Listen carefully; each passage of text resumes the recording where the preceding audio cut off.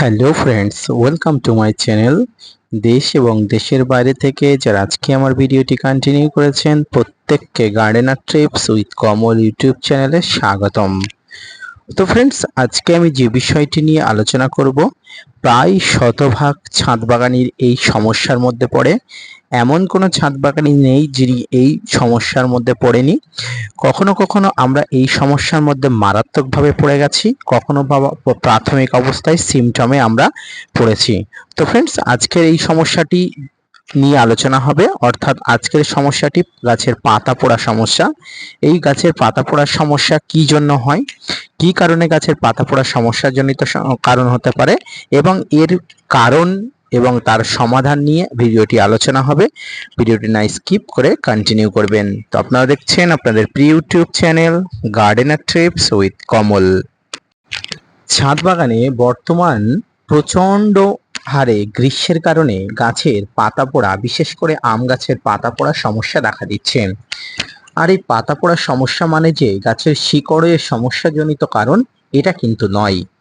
গাছের পাতা পোড়া নানা কারণে হতে পারে। এই সমস্যা থেকে আপনাকে এড়ানোর জন্য বিভিন্ন পদ্ধতি অবলম্বন করতে হবে, হয়ে উঠতে হবে গাছের ডাক্তার। আমাদের শারীরিক সমস্যা হলে আমরা ছুটে যাই ডাক্তারবাবুর কাছে, কিন্তু আপনাকে হয়ে উঠতে হবে ডাক্তার। যেহেতু গাছগুলোকে ডাক্তারের কাছে নিয়ে যাওয়া যাবে না, সেটা সম্ভব নয়, তাই আপনাকে গাছের ডাক্তার হয়ে উঠতে হবে। ফ্রেন্ডস, আমরা অনেক সময় নানা কারণে অকারণে গাছের গোড়ায় নানা খাবার দিয়ে থাকি। বিভিন্ন ধরনের তরল সার, বিভিন্ন ধরনের ভারী সার, কম্পোস্ট সার, রাসায়নিক সার, সমস্ত কিছু দিয়ে থাকি। তো ফ্রেন্ডস, যেহেতু প্রচন্ড গ্রীষ্ম চলছে, প্রায় গ্রীষ্মের দাবদাহ রেকর্ড করে দিচ্ছে, আর এই আম গাছের শিকড়গুলো একটু সেন্সিটিভ হয়।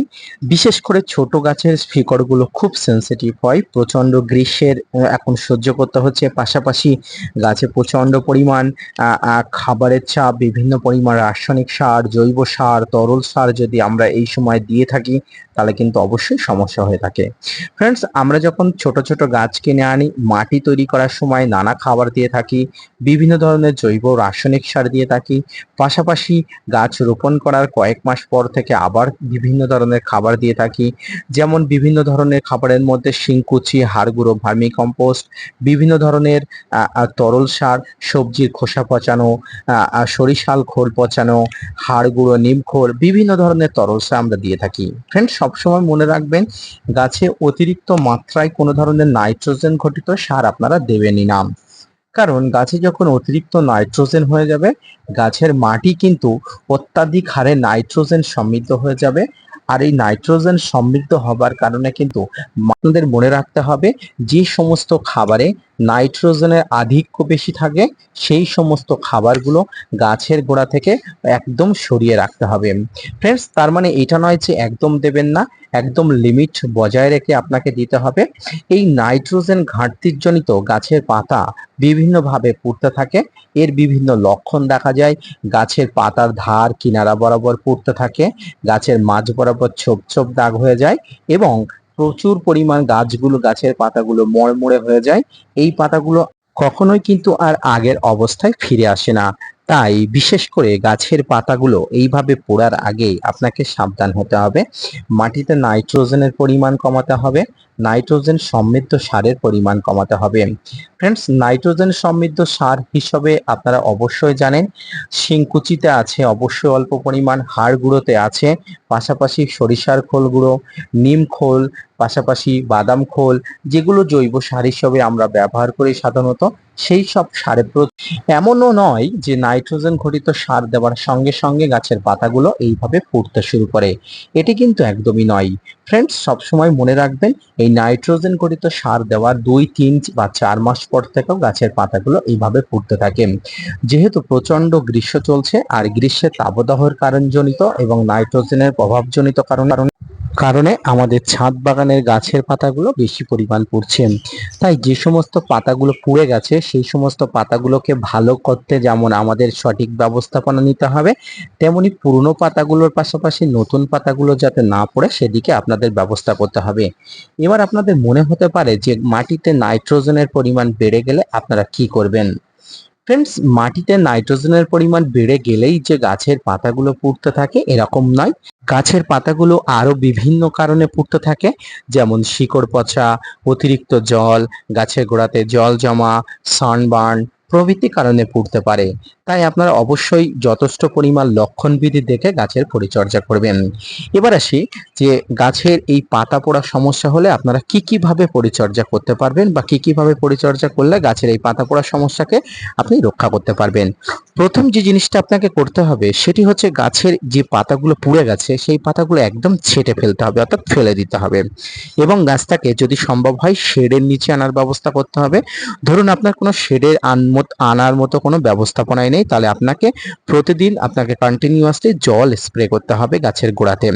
পাশাপাশি এই সময় প্রচন্ড গ্রীষ্ম চলছে, গাছের জলের একটা চাহিদা থাকে, এই জলের চাহিদা গাছে কোনো অংশেই যেন কম না হয়। জল পর্যাপ্ত পরিমাণ দেবেন এবং যখনই দেবেন ভরপুরভাবে দেবেন, কারণ যদি মাটিতে নাইট্রোজেনের পরিমাণ বেড়ে যায়, আপনি যে পরিমাণ জল দেবেন সেই জল দিয়ে জলটা যখন বাইরে বেরিয়ে যাবে ড্রেনেজ হোল দিয়ে, নাইট্রোজেনটা ধীরে ধীরে মাটির থেকে ধুয়ে বাইরে বেরিয়ে যাবে। সেক্ষেত্রে নাইট্রোজেনের যে নাইট্রোজেন আধিক্য মাটি থেকে অনেক অংশে কমে যাবে, ধীরে ধীরে গাছের পাতা পোড়া সমস্যা কমে যেতে পারে। এরপরে আপনাকে যেটা করতে হবে সেটি হচ্ছে আপনি যেটা গাছের গোড়াতে যে জলটা দেবেন সেই জলটি অবশ্যই যেন হিউমিক অ্যাসিড গোলা জল হয়ে থাকে, অর্থাৎ আপনার সপ্তাহে একবার দিতে পারেন, মাসে একবার দিতে পারেন, 15 দিনে একবার দিতে পারেন। আপনি গাছের গোড়াতে অবশ্যই হিউমিক গোলা জল বা হিউমিক অ্যাসিড গোলা জল আপনারা গাছের গোড়াতে অবশ্যই দেবেন। এবং আপনারা এই সময় অবশ্যই নাইট্রোজেন ঘটিত কোনো খাবার, বিশেষ করে সরিষার খোল, বাদাম খোল এবং আরেকটা যেটা হচ্ছে সেটা হচ্ছে নিমখোল জাতীয় কোনো খাবার গাছের গোড়াতে অবশ্যই দেবেন না। আম গাছ জাতীয় কোনো গাছের গোড়াতে এই ধরনের খাবারগুলো আপনারা দেবেন না, তাহলে কিন্তু আপনার গাছের পাতাগুলো পোড়ার আধিক্য আরো বেশি বেড়ে যেতে পারে। এবং এই সময় আরেকটা জিনিস যেটা করবেন সেটা হচ্ছে হাইড্রোজেন পারঅক্সাইড গাছে স্প্রে করবেন। কিভাবে স্প্রে করবেন? আপনারা দিনে 2বার করতে পারলে 2বার স্প্রে করবেন, প্রতিদিন করতে পারলে প্রতিদিন স্প্রে করবেন, কোনো অসুবিধা নেই। হাইড্রোজেন পারঅক্সাইড গাছকে অনেকভাবে সারভাইভ করতে সাহায্য করে। হাইড্রোজেন পারঅক্সাইড গুলা জল আপনি মাটিতে দিতে পারেন, হাইড্রোজেন পারঅক্সাইড গুলা জল আপনারা গাছের পাতায় দিতে পারেন, খুব ভালো কাজ হবে, খুব ভালো ফলাফল পাবেন। তো ফ্রেন্ডস, সামগ্রিকভাবে এইভাবে যদি আপনার ছাদ বাগানের গাছগুলোকে পরিচর্যা করেন অত্যন্ত ভালো মানের গাছ পাবেন, এবং গাছের পাতাগুলো যাতে পুড়ে গেছে বা পুড়ে যাওয়ার হাত থেকে রক্ষার জন্য আপনারা ধীরে ধীরে গাছগুলোকে এইভাবে সারভাইভ করতে পারবেন। দেখুন গাছের পুরনো পাতা যেমন পুড়ে গেছে, পাশাপাশি নতুন পাতাগুলো আসছে, এখন এই নতুন পাতাগুলো যাতে না পুড়ে যায় সেই দিকে আমার অবশ্যই লক্ষ্য রাখতে হবে। তো এইভাবে পরিচর্যা আমি করছি, আপনারা অবশ্যই করুন। এরপরে যেটা বলবো সেটি হচ্ছে প্রচন্ড গ্রীষ্ম, আর এই গ্রীষ্মের কারণজনিত কারণে গাছের পাতাগুলো পড়ে যাচ্ছে, তাই অত্যাধিক হারে চিন্তিত না হয়ে পড়ে ধীরে ধীরে পরিচর্যা করুন, গাছগুলোকে দেখভাল করুন, দেখবেন আপনার গাছ সুস্থ হয়ে থাকবে। তো ফ্রেন্ডস, আজকের এই ভিডিওটি যদি ভালো লাগে থাকে লাইক, কমেন্ট, শেয়ার এবং সাবস্ক্রাইব করবেন। পাশাপাশি gardener trips with Kamal YouTube চ্যানেলকে সাপোর্ট করবেন। আপনাদের জন্য প্রতিনিয়ত তথ্য নিয়ে ভিডিও বানাই। আপনারা যদি মোটিভেট করেন, ভিডিও বানাতে আগ্রহী হয়, নতুন নতুন ভিডিও বানাতে উৎসাহী হই। দেখা হচ্ছে পরবর্তী কোনো ভিডিওতে, ততক্ষণ সুস্থ থাকবেন। ধন্যবাদ।